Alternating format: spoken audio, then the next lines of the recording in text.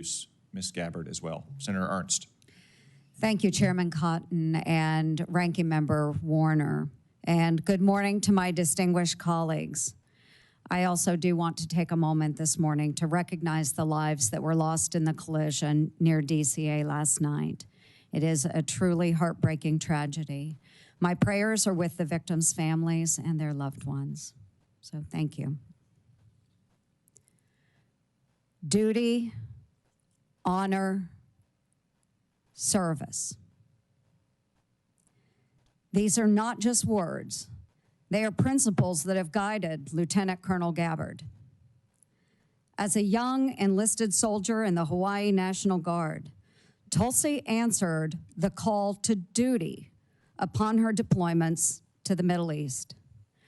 From graduating at the top of her class from the Accelerated Officer Candidate School at the Alabama Military Academy, the first woman to do so, to serving as the youngest member of Hawaii's legislature, she upheld honor while breaking barriers both in uniform and in her civilian leadership roles.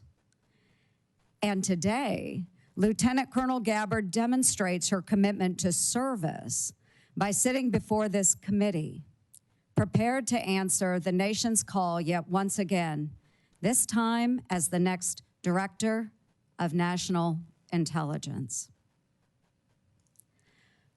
Tulsi and I share similar backgrounds, both to our nation and to our communities.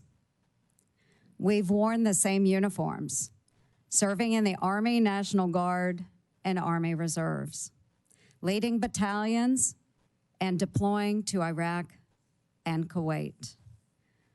We've both had the privilege of serving in our state legislatures and in Congress, representing the people who shaped our lives and our communities.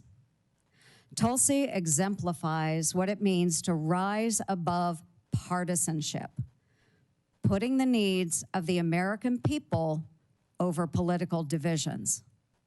She put her own life on the line in combat operations and now has set aside partisan differences as a former Democrat member of Congress to answer the call to serve in a Republican administration.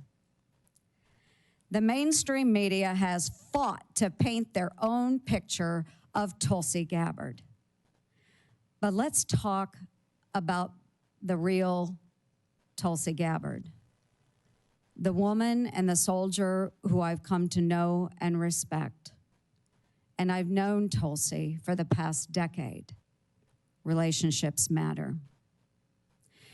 In 2015, then Congresswoman Gabbard met my dear friend Owen, who was a dear friend of mine from Iowa State University.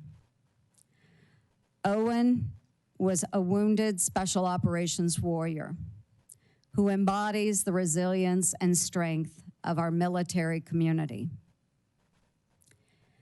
Owen was the subject of an attack in Afghanistan where he lost his leg and his left eye serving in the war. After this attack, or during this attack, Owen was tossed into the dead pile. Owen, bleeding and in excruciating pain, cried out to his teammates, "I'm not dead." Thankfully, his fellow warfighter attended to Owen, but the road to recovery was long and hard, including a stint at Walter Reed Medical Center. During this time, Owen met a fellow warrior and patriot, Congresswoman Tulsi Gabbard, who became a friend, and today they remain in touch. Owen prides himself in being a very good judge of character. And Tulsi, he speaks volumes of your character.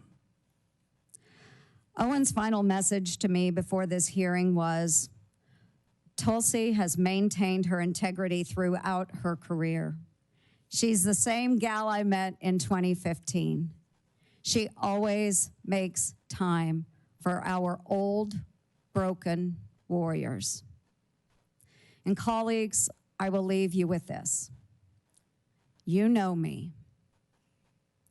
I trust Tulsi Gabbard. She will be honest with you.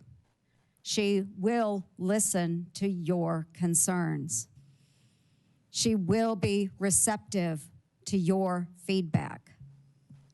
And rest assured, Lieutenant Colonel Gabbard loves this country, a fact proven by her willingness to put her life on the line to defend it.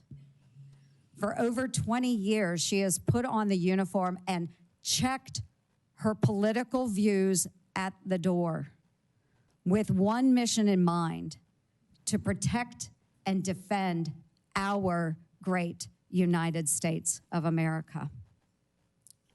Tulsi, duty, honor, and service have marked your life. Thank you for your extraordinary dedication to our nation, for embodying the values that make our military the best in the world, and for stepping up to serve yet once again as President Trump's Director of National Intelligence. Relationships matter. I urge my colleagues to support this nomination. My best wishes to you, Tulsi, and to your family. God bless our country. Thank you, Mr. Chair. Thank